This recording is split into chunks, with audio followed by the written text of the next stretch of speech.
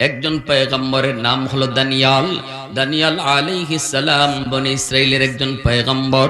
ইনি কয়, আল্লাহ, ও আল্লাহ, আখিরি নবীর উম্মতের এত প্রশংসা তুমি করেছো, সব নবী ওই নবীর উম্মত হতে চাইলো, কারো দোয়া তুমি কবুল করলা না।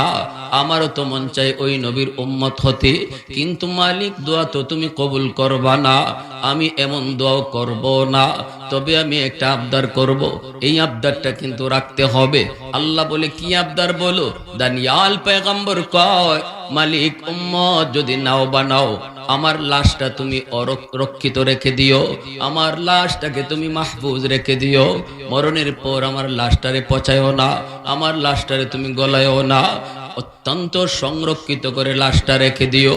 আর ওই নবীর কোন একজন উম্মতের হাতে আমার লাশটাকে কাফন দাফন করায় দিও। একটু আওয়াজ দিয়ে কন্যা সুবহানাল্লাহ। ওই নবীর কোন এক উম্মতের হাতে আমার লাশ কাফন দাফন করায় দিও। এজন্য আল্লাহর নবী, রহমতের নবী এই কথা ভবিষ্যৎবাণী করেছেন। আবু মুসা আশআরী রাদিয়াল্লাহু তাআলা আনহু আল বিদায়া ওয়ান নিহায়া কিতাবের ভিতরে লিখেন, আবু মুসা আশআরী রাদিয়াল্লাহু তাআলা আনহুর নেতৃত্বে ইরাক বিজয় হলো। ইনি তো নবীর ওই হাদিস মোতাবেক তিনি তো রাজ দরবারে যায় ঢুকলেন, কফিন তালাশ করতে লাগলেন। দানিয়াল পয়গম্বরের লাশ এই রাজ দরবারে পাওয়া যাবে। আমার নবী ভবিষ্যৎবাণী করেছেন, আল্লাহ তার লাশটাকে সংরক্ষিত রেখে দিয়েছেন। এই নবীর কোন একজন উম্মতের হাতে তার কাফন দাফন হবে। আবু মুসা আশআরী ভিতরে ঢুকে গেলেন, তালাশ শুরু করে দিলেন। খুঁজতে খুঁজতে একটা আন্দরের ভিতরে ঢুইকা দেখেন একটা কফিন দেখা যায়। বয়স্ক একজন মানুষ, চুল দাড়ি সাদা হয়ে গেল, ভ্রুটাও সাদা হয়ে গেল। মানুষটা তার পাশে দাঁড়ানো, যাইয়েই তিনি বলতেছেন, লিমানিল তাবুত, এই কফিনটা কার, এই কফিনটা কার, এই কফিনটা কার? বুড়া মানুষটা কয়, হাদা পয়গম্বর দানিয়াল। আল্লাহু আকবার, জোরে কও, হাদা পয়গম্বর দানিয়াল। এই কথা বলতে আবু মুসা আশআরী রাদিয়াল্লাহু তাআলা আনহু সাথে সাথে কফিনটাকে তিনি ধরলেন।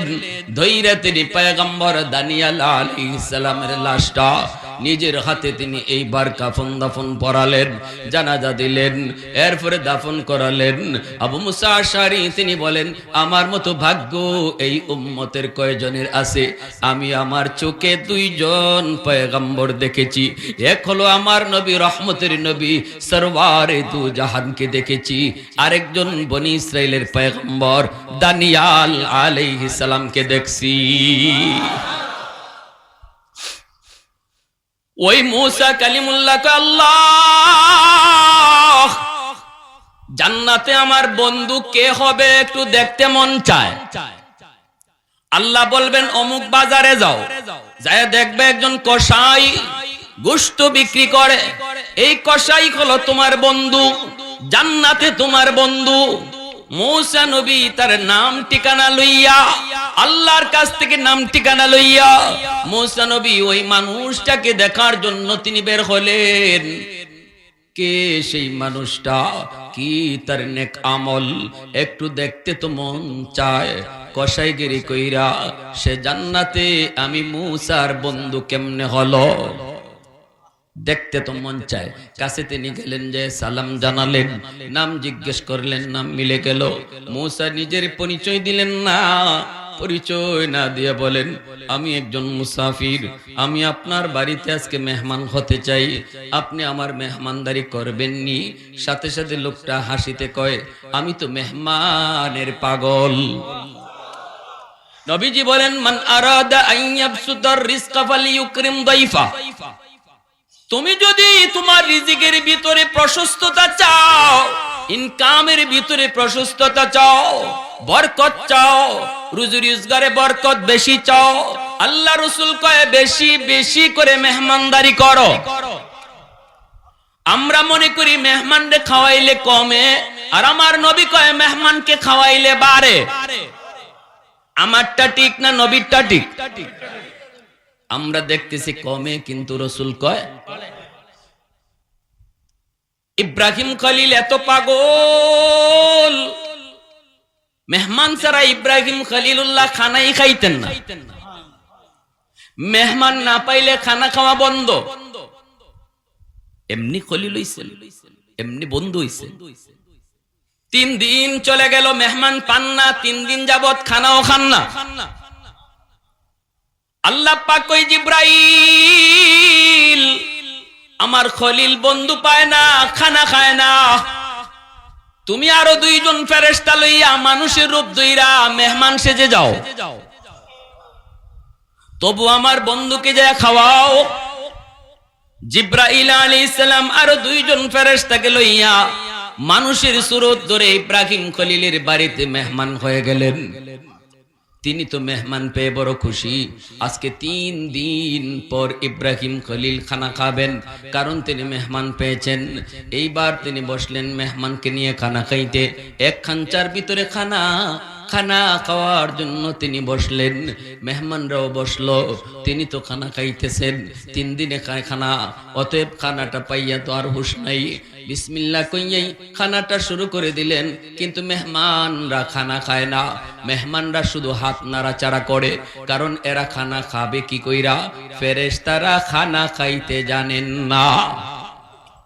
তারা তো খানা খাইতে আসেন নাই, খাওয়াইতে আইছেন, ঠিক না? ইব্রাহিম খলিলের হুঁশ নাই, মেহমানে যে খানা খায় নাই খবর নাই, কারণ পেটে তো ক্ষুধা। কয় দিনের? পর্দার আড়াল থেকে আল্লাহর খলিলের বিবি সারা, পর্দার আড়াল থেকে তিনি দেখলেন মেহমানে খানা খায় না, কিন্তু খলিল খানা খাইতেছে, খবর নাই। ডাক দিয়া বলতেছেন, স্বামী গো, একটু তাকায় দেখেন আপনার মেহমানরা খানা খায় না। আল্লাহর খলিল বিবির আওয়াজ পায়া তাকায় দেখেন, ঠিকই তো মেহমানরা খানা খায় না। একজন আরেকজনের দিকে মুস্কি হাসি দেয়, মুস্কিতে মুস্কিতে কথা কয়, কিন্তু হাত নাড়াচাড়া করে খানা খায় না। ইব্রাহিম খলিল বড় পেরেশান হয়ে গেলেন। ডাক দিয়া বলতেছেন, ভাইরে, ও ভাই, কি হলো? কি সমস্যা আপনাদের? হয়তো মনে হয় খানা বেশি মজা হয় নাই, লবণ বেশি হয়েছে নাকি? আপনাদের রুচিসম্মত খানা দিতে পারি নাই। হায় আমার কি হলো, হায় আমার কি হলো, আমি ধ্বংস। মেহমান কষ্ট পাইতেছে। ইব্রাহিম খলিল আবার অস্থির হয়ে গেলেন।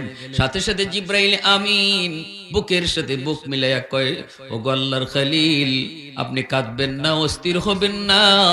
আমরা মানুষ না, আমরা নূরের তৈরি ফেরেশতা। এসেছি আপনাকে খানা খাওয়ানোর জন্য। আল্লাহ পাঠাইছে, কয় আমার বন্ধু মেহমান পায় না, খানা খায় না, তোমরা মেহমান সেজে যায় খানা খাওয়াও। এত পাগল, এত পাগল।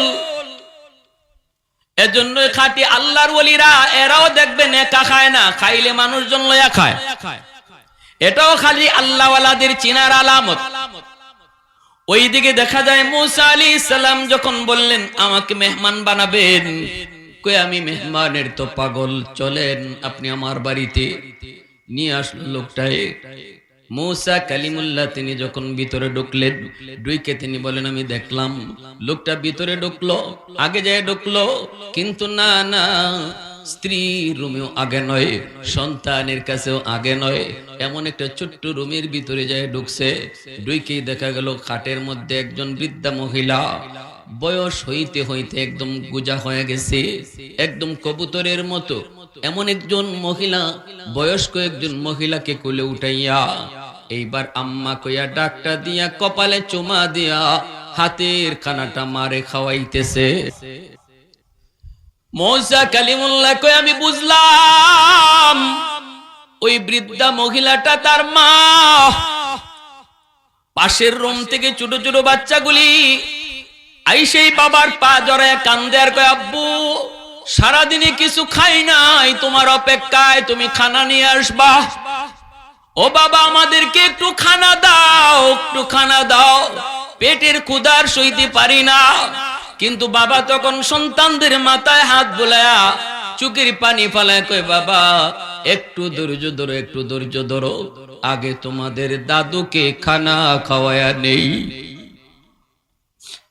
মুসা কালিমুল্লাহকে আমি দেখলাম, লোকটা এত কলিজার টুকরা সন্তান, পায়ে পড়ে কান্দে, তবুও সন্তানের মুখে আগে খানা দিল না। আগে সবার আগে মার মুখে খানা উঠায় দিল, মার মুখে খানা উঠায় দিল। এ যুবক, বাজার থেকে কমলা নিয়ে ঘরে যাও, বিবির হাতে দিও না, সন্তানের হাতেও দিও না, মা থাকলে মার হাতে নিয়ে কমলাটা দাও। এই কমলা মা নিজে খাবে না, কমলাটা সুলাইয়া সবার আগে তোমার সন্তানকেই খাওয়াবে। কিন্তু মার হাতে কমলাটা দেওয়ার কারণে মার দিল খুশি, সাথে সাথে কে খুশি? একটু জোরে বলেন কে? আম্মা আজকে কমলাটা তোমার জন্য এনেছি, আজকে কমলাটা আব্বা তোমার জন্য এনেছি, আব্বা তোমার জন্য বাজার থেকে এই এনেছি ওই এনেছি। সন্তানের জন্য যত যা কিছু নাও, বাবার কথাটা খেয়াল কইরো, একটু বাজারে গিয়া মার কথাটা একটু খেয়াল রাখো। মার কোনো ঔষধ লাগে কিনা, বাবার কোনো ঔষধ লাগে কিনা মনে রেখো যুবক আমার। আল্লাহ বলেন ইয়াসআলুনাকা, আল্লাহ পাক কয় বন্ধু, মানুষ তোমার কাছে জিজ্ঞেস করে কোন পথে সম্পদ ব্যয় করবে, কোন পথে সম্পদ ব্যয় করবে। আমি আল্লাহ তোমাকে বলে দেই, 1 নাম্বার খাত হলো বাপ মার জন্য। সবার আগে বাপ মার জন্য টাকা খরচ হবে। অতএব সবার আগে বাজারে গিয়া সন্তানের জিনিসটা কেনার আগে মার কি লাগবে সেটা তুমি দেখো, বাবার কি লাগবে সেটা দেখো। এটা আমার আল্লাহর নির্দেশ। বাবার ঔষধ আগে কিনো, মার ঔষধ আগে কিনো। শীতের কাপড় নিজেরটা আগে নয়, আল্লাহ বলেন মার কাপড়টা আগে কিনো, বাবারটা তুমি আগে কিনো। কারণ তোমার সম্পদের উপর সবার আগে হক হলো মা বাবার, সবার আগে হক। তাহলে শীতের কাপড় নিজেরটা আগে না বাপ মারটা আগে? শীতের কাপড় বউয়েরটা আগে না বাপ মারটা আগে? শীতের কাপড় সন্তানেরটা আগে না বাপ মারটা আগে? নির্দেশ কার? আল্লাহ পাকের নির্দেশ। এটা আল্লাহ পবিত্র কোরআনে সূরাতুল বাকারাতে আল্লাহ এই কথা বলছেন। বন্ধু, মানুষ তোমারে জিগায় কোন কোন জায়গায় টাকা খরচ করতো, আমি আল্লাহ 5টা খাতের কথা বলে দেই। 1 নম্বরে হলো মা বাবার জন্য। জোরে কোন সুবহানাল্লাহ। মুসা নবী বলেন, আমিও দেখলাম লোকটা যাই এই মাকে আগে খানা খাওয়াইলো, সন্তানের মুখে আগে দিল না, মা বাবার মার মুখে আগে উঠায় দিল। এইবার মুসা নবী বলতেছেন, ভাইরি ও ভাই, এই বাচ্চাগুলি কার? কয় বাচ্চাগুলি আমার। ইনি কে? কয় আমার আম্মা। বাচ্চাগুলিকে খানা দিলা না, আগে তোমার মাকে তুমি খানা দিলা। কতদিন যাবত এই আমল তুমি করো? লোকটাই কয়, ভাই আজকে 40 বছর যাবত আমার মাকে আমি সবার আগে খানা খাওয়াই। মুসা নবী কয়, দেখলাম তোমার আম্মা বিড়বিড় করে কি যেন দোয়া করলো। কি দোয়া করলো শুনি নাই, বুঝি নাই। লোকটা কয়, আমার আম্মা সব সময় 2টা দোয়া করে, একটা দোয়া কবুল হয়ে গেছে আমি পায়া গেছি, আরেকটা দোয়া কবুল হবে কিনা জানি না। মুসা নবী কয়, কি সেই দোয়াটা একটু কও। কয়, 1 নাম্বার দোয়া করে আম্মা, আল্লাহ আমার সন্তানের রিজিকের মধ্যে তুমি বরকত বাড়ায় দিও। আমি ব্যবসা করি ছোট, কিন্তু আমার কোনো অভাব নাই। আলহামদুলিল্লাহ। ব্যবসা করি ছোট, কিন্তু কোনো অভাব নাই। অল্প টাকার মধ্যে আল্লাহ এত বরকত দেয়, এত বরকত দেয়। অতএব মার এই দোয়া কবুল। আরেকটা দোয়া কেমনে কবুল হবে আমার বুঝে আসে না। কই কি সেই দোয়া? মায়ের দোয়া করে, আল্লাহ আমার মানিকের উপরে আমি এত খুশি, আল্লাহ তুমি পরকালে জান্নাতে মুসা নবীর বন্ধু আমার সন্তানকে বানাইও। এই কথা বলতে মুসা নবীর চোখ দিয়ে দরদর করে পানি পড়ে, কান্না শুরু করে দিছেন, আর জমিনে পড়ে সেজদায় পড়ে গেলে আল্লাহর কাছে কান্দের কো, মালিক পায়া গেছে কোন আমলের উসিলায় তোমার এই গোলাম জান্নাতে আমার বন্ধু হবে। সেজদা থেকে মাথাটা উঠায়া লোকটারে বুকের সাথে বুক মিলায়া, কাঁধের সাথে কাঁধ মিলায়া, কপালে চুমা দিয়া কই, ভাই তোমার মায়ের দ্বিতীয় দোয়াটাও আল্লাহর কাছে কবুল হয়ে গেছে। কয় কেমনে আমি তো বুঝি না। এইবার মুসা নবী কয় আমি হলাম বনি ইসরাইলের পয়গম্বর নবী মুসা। আমি আল্লাহর কাছে আবদার করেছিলাম, মালিক জান্নাতে আমার বন্ধু কে হবে দেখতে মন চায়। আল্লাহ তোমাকে তোমার কাছে আমারে পাঠায়া দিছে আর বলছে তুমি হবে আমার জান্নাতে বন্ধু। আমি পরীক্ষা করার জন্য এসেছি কি সেই নেক আমল, যেই নেক আমলের কারণে তুমি আল্লাহকে এইভাবে খুশি করে নিছো। আল্লাহ তোমাকে আমার জান্নাতে বন্ধু বানাইছে। আমি পেয়ে গেছি রে ভাই, পেয়ে গেছি। সেই আমলটাই হলো তোমার মায়ের দোয়া। একটু জোরে কন্যা সুবহানাল্লাহ, আর একটু জোরে সুবহানাল্লাহ। পৃথিবীতে মায়ের মতো আপন কেউ হবে না, পৃথিবীতে মায়ের মতো আপন কেউ হবে না। তোমরা কোনো দিনও মায়েরই মনেতে কষ্ট দিও না, তোমরা কোনো দিনও মায়েরই মনেতে কষ্ট দিও না। পৃথিবীতে মায়ের মতো আপন কেউ হবে না, পৃথিবীতে মায়ের মতো আপন কেউ হবে না। তোমরা কোনো দিনও মায়েরই মনেতে কষ্ট দিও না, তোমরা কোনো দিনও মায়েরই মনেতে কষ্ট দিও না। একটু জোরে সুরে বলি আল্লাহু আকবার, আরো জোরে বলি আল্লাহু আকবার। এটা গেল দোয়া কবুলের একটা ঘটনা। বদদোয়া কবুলের একটা ঘটনা বলবো কি? মনোযোগ কার কার আছে একটু হাত উঠে আল্লাহকে দেখান। আল্লাহ কবুল করো, জোরে বলি আমিন, আরো জোরে বলি আমিন। করাচির হযরত হাকিম আক্তার সাহেব রাহিমাহুল্লাহ তিনি বলেন, আমি করাচির শাহী মসজিদে নামাজ পড়লাম, তাকায় দেখি একটা যুবক বড় সুন্দর করে নামাজ আদায় করলো। রুকু তার বড় সুন্দর, সিজদা তার বড় সুন্দর, কিয়াম তার বড় সুন্দর, সবকিছু তার বড় সুন্দর। তাকায় দেখি তার একটা হাত পচে গেছে, এই পচা হাতটারে কাপড় দিয়া পেঁচায় রাখছে। করাচির হযরত বলেন, নামাজ শেষ হওয়ার পর আমি বলতেছি, যুবক হাতটা কাপড় দিয়ে পেঁচায় রাখছো কেন? যুবক বলে, হুজুর হাতের মধ্যে পচন দুর্গন্ধ বের হয়, যদি কাপড় দিয়ে পেঁচায় না রাখি একজন মানুষও মসজিদে টিকতে পারবে না, এজন্য পেঁচায় রাখছি। আল্লাহর ওলি বলে, যুবক তাহলে তুমি ডাক্তার দেখাও না কেন? যুবক বলে, বহু ডাক্তার দেখাইছি, ভারত পাকিস্তানের সব ডাক্তার দেখানো শেষ, কেউ রোগ ধরতে পারে না, কেউ আমার রোগ ধরতে পারে না। আমি আমার রোগ ধরে ফেলেছি হুজুর, আমি আমার রোগ ধরে ফেলেছি, ডাক্তার রোগ ধরতে পারে না। আমার রোগ হলো আসমানে, চিকিৎসা চলছে জমিনে। আগুন লাগছে শেরপুর, পানি দেওয়া হয় ফরিদপুর। জিন্দেগিতে যেমন করে আগুন নিভবে না, আমার চিকিৎসা যদি জমিনে চলে, রোগ হইছে আসমানে, চিকিৎসাও কোনোদিন হবে না।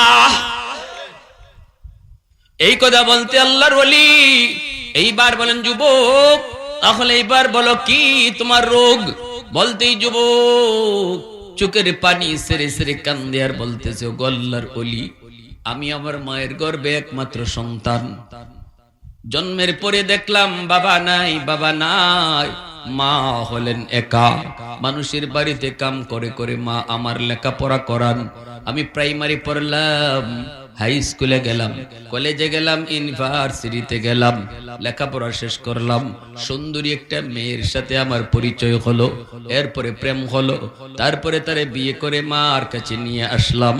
মা শুধু এতটুকুই বলল, বাবা তোর বাবা মারা যাওয়ার পর আমার আব্বা আম্মা আমাকে নিয়ে অন্যত্র বিয়ে দিতে চেয়েছিল। আমি বলেছিলাম, না বাবা আমি যাব না, আল্লাহ আমাকে একটা মানিক দিয়েছে, এই মানিকের চেহারা দেখা জীবন যৌবন স্বামীর বাড়িতে কাটায় দিব। আজ তুই বিয়ে করলি কিন্তু মার বিয়ের কথাটা বললি না। বড় লোকের মেয়ে, আমি গ্রামের একজন গরিব মা, মা হিসাবে ডাকবে না, মা হিসাবে মানবে না, যুবক কয় না মা আমি ভালো করে বুঝাইছি, কোনো অসুবিধা হবে না। কিন্তু মায়ের চিন্তা যা ছিল ঠিক ছিল, কারণ বড় লোকের মেয়ে গরিবের বাড়িতে এসে কখনো গরিব মাকে মা কইয়া ডাকতে পারে না, বাবাকে আব্বা কইয়া ডাকে না, ঠিক কিনা জোরে বলেন? এজন্য শরীয়তে বলে কুফুদিকে বিয়ে করো, তুমি যে লেভেলে আসো এই লেভেলে বিয়ে কইরো, উপরেও যাও না নিচেও যাও না। হ্যাঁ, খালি সুন্দর দেখলেই হবে না, পয়সা দেখলেই হবে না, এর ভিতরে অশান্তি আছে না নাই? আরো জোরে কোন অশান্তি আছে না নাই? এ যুবক মনে রাখো, বিয়ে শাদী এটা খেলার খেলনা বিষয় নয়, এটা একটা এখন করলাম তখন শেষ দিয়ে দিব মন না চাইলে বিষয়টা এমন নয়, সারা জীবনের একটা বিষয়। অতএব সাবধান, একটু খেয়াল রেখো, নিজে নিজে সিদ্ধান্ত নিও না, মা বাবার অনুমতি নিও, পরিবারের অনুমতি নিও, পরিবারের পরামর্শ নিও। কুফুদিককে বিয়ে করতে যাইও, সাবধান, চেয়ারম্যানের ফুরি দিককে ফাল দিও না, লাভ দিও না। চেয়ারম্যানের মায়া তোমার ঘরে আসলে এখানেও চেয়ারম্যানগিরি দেখাইব, ঠিক কিনা জোরে বলেন? তখন সারা জীবনের জন্য অশান্তির গডাউন গড়ে নিয়ে আসলা, গড়টাই জাহান্নামের টুকরা হয়ে যাবে। এটা খেলার বিষয় না। মা যেমন ভাবছে এমনই হইছে, কিছুদিন পরে মারে আর মা কয়ে ডাকে না, হে অফিস থেকে আসলে পরে মার বিরুদ্ধে তার কানে কানে নালিশ দেয়। যুবক প্রথম দিন ধমক দিছে, কয় সাবধান, মার বিরুদ্ধে নালিশ দিবা না। চালাক মেয়ে কথা কয় না। দ্বিতীয় দিন আসার পর আবারও কানে কানে নালিশ দেয়। এইভাবে কানফোরা দিতেছে দিতে দিতে এক পর্যায়ে তার কান নষ্ট করে ফেললো, তার দিমাগ নষ্ট করে ফেললো। এখন তো মার উপরে তার বেতৃষ্ণা দেখা দিল। মার রুমে ঢুইকা মাকে প্রথম দিন বকাবকি করে। মায় কই, বাজান বকবি না, বউয়ের কথা সব তুই বিশ্বাস করিস না রে বাজান, আসলে বউ তোকে নিয়ে শহরে চলে যেতে চায়, শহরে যেতে চাই, আমি মারে এখানে রাখতে চাই। বাজান রে, আমি কিচ্ছু বলি নাই, আমি কোনো ঝগড়া করি নাই। কয় আমার বউ কি মিছা কথা কইব? এখন আমার বউ কি মিছা কথা কইব?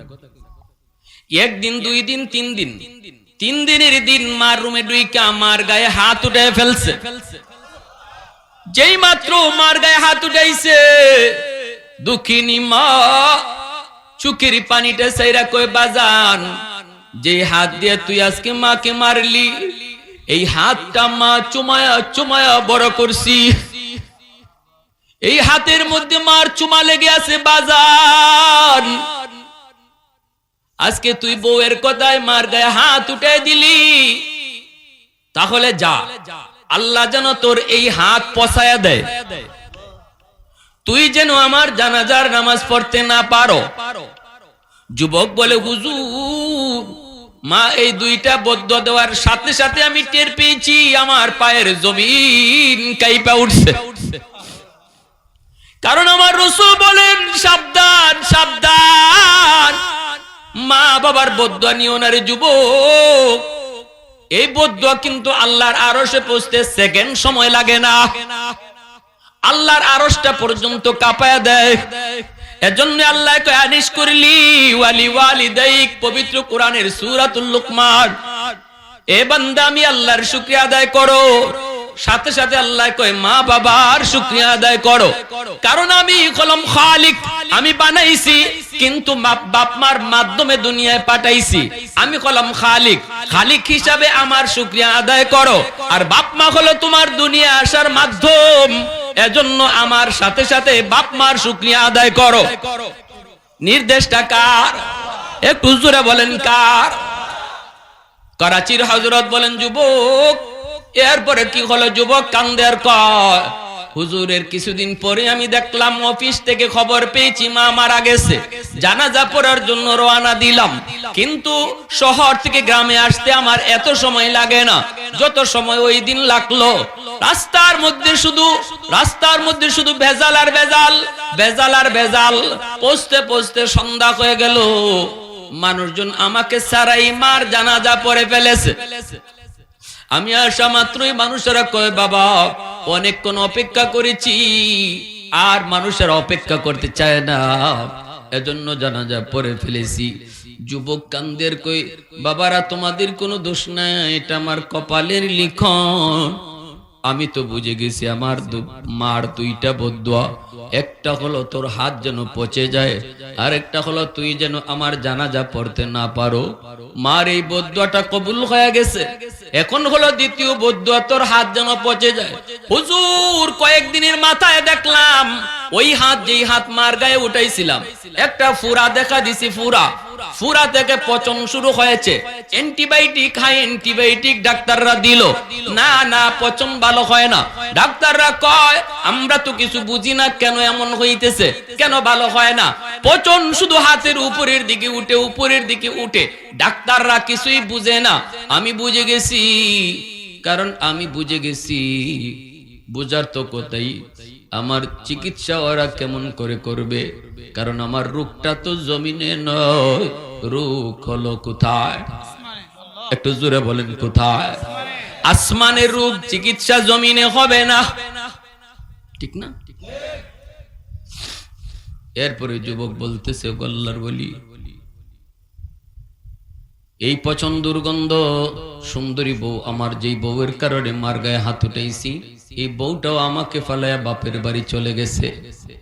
এলাকার মানুষ আমাকে বাড়ি থেকে বের করে দিয়েছে, কয় অন্যত্র কোথাও চলে যা, তোর এই দুর্গন্ধের কারণে আমরা টিকতে পারি না। এখন আমি রাস্তায় রাস্তায় ঘুরি, মসজিদে সেজদায় পড়ে কান্দি, আল্লাহর কাছে কান্দি, হুজুর একটু বলেন আল্লাহ আমারে মাফ করবেনি। ভাইরা বন্ধুরা, এমন যদি হয় তাহলে কি করব আমরা? আমাদের মধ্যে এমন কেউ কে থাকতে পারি, যদি এমন হয়ে যায় মা কবরে চলে গেছে, বাবা কবরে চলে গেছে, কষ্ট দিয়েছিলাম, মাপ চাইতে পারি নাই। এ যুবক, কপালে তোমার শনি, দুনিয়া কিভাবে কাটবে জানি না। পাওয়ার হাউস হলো তোমার মা বাবা। এই যে এখানে লাইট লাগাইছেন, জ্বলবে কি কইরা? কয় পাওয়ার হাউস থেকে লাইন ওকে করো, তাহলেই লাইট জ্বলবে, নতুবা জ্বলবে না। আমার আপনার জীবনও আল্লাহ পাক কিছু লাইট লাগাইয়া দিছে, কিন্তু জ্বালায়া দেয় নাই। জ্বালানোর জন্য আল্লাহ বলছে, মা বাবা পাওয়ার হাউস, লাইন ওকে করো, লাইট আমি আল্লাহ জ্বালায়া দিব। মা বাবা থেকে তোমার জীবনের পাওয়ার হাউস, ওই জায়গা থেকে লাইন যদি ওকে রাখো, দোয়া যদি তোমার আসতে থাকে, তাহলে তোমার লেখাপড়ায় বরকত, চাকুরিতে বরকত, ব্যবসা বাণিজ্যে বরকত, সর্বলাইনে বরকত বাড়ায় দিবে কে? একটু জোরে আওয়াজ দিয়া বলেন কে?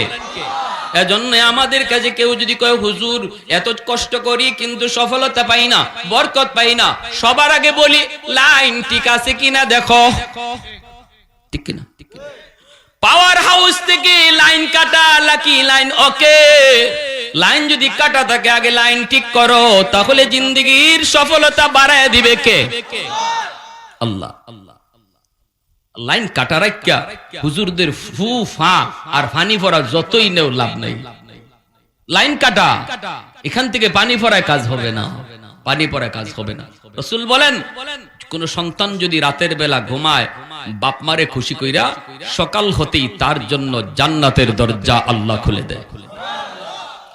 আর যদি কোন সন্তান রাতের বেলা মার মনে, বাবার মনে কষ্ট দিয়া ঘুমায়, সকাল হতেই তার জন্য জাহান্নামের দরজা খুলে দেওয়া হয়।